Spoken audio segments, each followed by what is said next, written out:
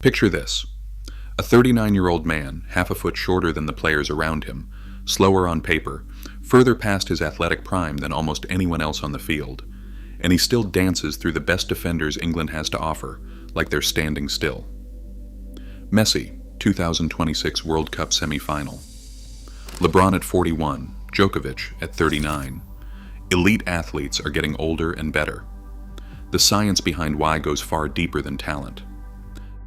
Across the world's biggest arenas, the old playbook for athletic decline is being torn up. A generation ago, the numbers were simple. Footballers retired before 32, NBA stars faded by their mid-30s, and tennis champions rarely survived the grind past 30. Now, Lionel Messi steps onto the field at 39, weaving through defenders in a World Cup semi-final, while headlines replay his every touch more than any moment in the tournament, even as Argentina falls to Spain in the final. LeBron James at 41 shares the NBA court with his 21-year-old son, a scene that once belonged to fantasy. Novak Djokovic, still a Grand Slam semi-finalist at 39, and Cristiano Ronaldo scoring at a professional rate into his 40s prove this is no isolated phenomenon. These aren't just outliers, they are the new pattern. The contrast with the past is sharp and, at times, absurd. In the 1990s, baseball's Wade Boggs became a legend, for reasons that had little to do with science.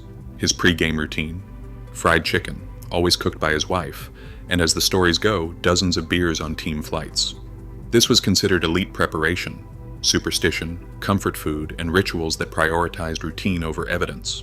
The tools of the era were instinct and habit, not data or precision. Recovery meant ice packs, a good night's sleep if you could manage it, and maybe a lucky meal. The idea that an athlete could still dominate at 39 would have sounded like a tall tale. Today, the spectacle is impossible to ignore. The world's best aren't just lasting. They're rewriting the upper limits of performance. But the question lingers. What changed so completely that the old rules no longer apply? Recovery is no longer a side note in an athlete's routine. It is the routine. Today's stars operate more like managed biological projects than mere competitors, with every hour of their day mapped around the rhythms of repair. Devin Gordon describes this new reality as a world where the best players are round-the-clock recovery machines, briefly pausing their maintenance cycles to perform on the field or court. The old model of reacting to injury or fatigue has vanished, replaced by a daily operating system designed to preempt breakdown before it starts. Simple tools are now optimized to a science. Tart cherry juice, once a folk remedy, is prized for its melatonin content, helping athletes adjust their sleep and recover from jet lag across continents. Recovery gear, compression boots, percussive massagers, portable cryo units, often costs thousands of dollars and fills the trunks of team buses. What used to be a handful of ice packs and a massage table has become a commercial category, with entire companies and clinics built around the promise of keeping bodies competitive as long as possible. The real turning point began in the early 2000s and accelerated through the following decade. The arrival of the internet and digital tracking flooded teams with performance data, but collecting numbers was never enough. The decisive edge went to those who could separate meaningful patterns from the noise. Coaches and athletes who mastered this new language of metrics found ways to delay the visible consequences of aging, extending careers in ways that once seemed out of reach.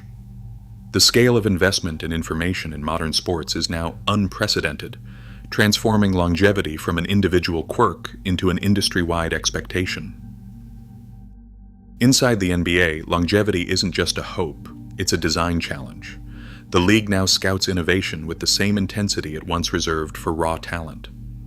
In 2021, the NBA launched its own internal startup incubator, Launchpad, pairing each season with a handful of early-stage companies whose ideas might give players an extra year, or even just an extra game.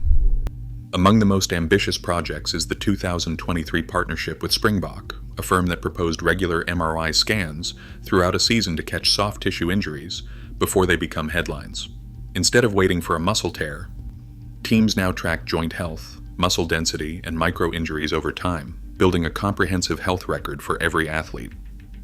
This approach is visible across the league.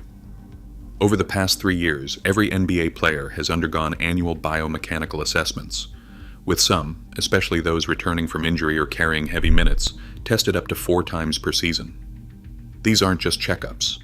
They measure how each player moves, how force travels through their knees, hips, and ankles, and where the next risk might be hiding.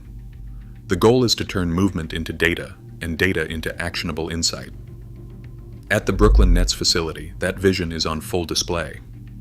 Devin Gordon described the place as something out of a Marvel movie. Banks of ultra-high-speed cameras, motion capture corridors, and rows of screens feeding live biomechanical readouts.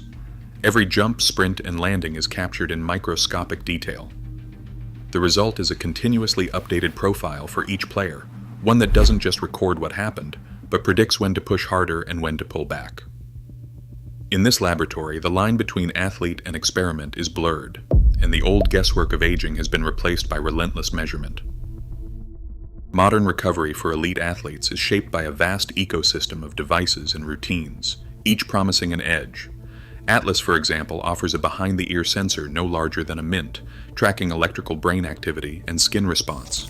The data, focus, vitality, and stress scores arrive instantly through a phone app, offering a portrait of mental readiness. The market for such wearables has surpassed $300 billion, with tools ranging from biometric watches to compression boots. At the highest end, oxygen and hydrogen recovery chambers can cost up to $1.6 million, marketed for muscle repair and inflammation control. Yet, much of this technology remains scientifically contested. Some devices, like compression gear and sleep trackers, show moderate support for improving blood flow or monitoring rest, while others, including hydrogen chambers and certain brainwave sensors, lack strong evidence. Still, athletes build layered routines, ice baths, breathing techniques, and high-tech add-ons, hoping to compress multi-day recovery into a single day.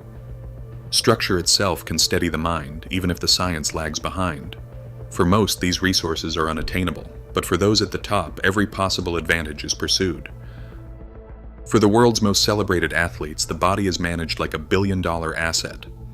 Lionel Messi and Cristiano Ronaldo each spend between $1.5 and $2 million every year on personal maintenance, an amount that, compared to their fortunes, is little more than a rounding error. LeBron James devotes about $1.5 million annually, and Novak Djokovic's yearly investment in his own longevity now approaches $500,000. These figures are not one-time splurges on equipment or a flashy new chamber, but recurring costs that support a living, breathing support network. Recovery is orchestrated by teams of specialists, fitness experts, script post-match routines down to the hour. Physicians conduct routine checkups to catch small injuries before they grow, and surgeons stand by for the rare but inevitable crises that used to end careers. Advances in surgical medicine over the past 2 decades have saved athletes who would once have retired on the spot. Nutritionists and personal chefs plan every meal and supplement, sometimes traveling full-time to ensure nothing is left to chance. In the NBA, entire nutrition departments are dedicated to the roster. These experts are not just available, they are on call, exclusively, at all hours. For these athletes, physical fitness is both a job and an investment. The logic is simple. Every dollar spent wisely on the body can return 1,000 in performance, extended contracts, and global endorsements. Longevity at the top is not just about discipline or genetics. It's a question of infrastructure, precision, and relentless maintenance. No matter how advanced the science or how deep the pockets, time remains undefeated. Even for the world's most celebrated athletes, aging is not something that can be paused or reversed, only managed. The difference between aging itself and slowing its effects is crucial. Sarcopenia, the gradual loss of muscle mass and strength, begins quietly in the 30s and accelerates with each passing decade. Lung capacity, flexibility in tendons and ligaments, and the speed of recovery all decline as well, though the rate varies dramatically from person to person. Lifestyle choices, consistent exercise, balanced nutrition, quality sleep, stress management, and even the environment shape how sharply or gently that curve drops. Elite athletes are not immune to these changes. What sets them apart is relentless consistency. Years of resistance training and regular movement preserve muscle, slow the onset of sarcopenia, and help maintain bone strength. Cardiovascular exercise, especially something as simple as daily walking, keeps the heart and lungs more resilient. Good sleep, a diet rich in protein and micronutrients, and habits that avoid chronic stress all play a part in delaying the visible consequences of aging. Research shows that people who keep moving throughout life tend to live longer and remain more physically capable than those who don't. In his book Play On, Jeff Bercovici argues that most of the aging effects discussed here, muscle loss, reduced endurance, slower recovery, can be delayed, sometimes by decades, through habits available to nearly everyone. The lesson is that while no one can buy a way out of aging, almost anyone can benefit from the core behaviors that matter most, regardless of budget or fame. Elite athletes aren't escaping aging. They're leveraging science to bend its timeline. Their longevity shows what's possible, but not every expensive tool is proven. The real question, how long can Messi and Ronaldo keep going, and why do free habits challenge most of us? Drop your thoughts below and don't forget to subscribe.